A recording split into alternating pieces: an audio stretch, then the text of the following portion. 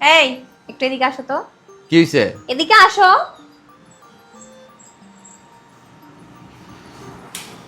আসো, দেখো তো এটা কি। হাই রে আল্লাহ, এটা কি হইছে?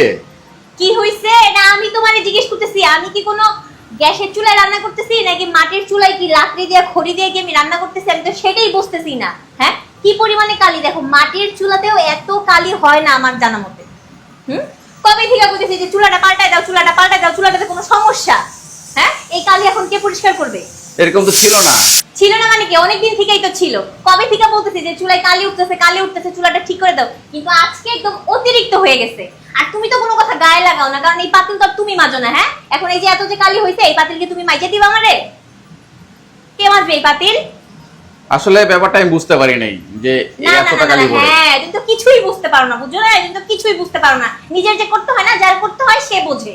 তুমি আজকের মধ্যে হয় চুলা ঠিক করে দিবা, নাহলে নতুন চুলা কিনে এনে দিবা। যদি দুইটার একটাও না করো, তাহলে আমি আর রান্নাই করতে পারবো না।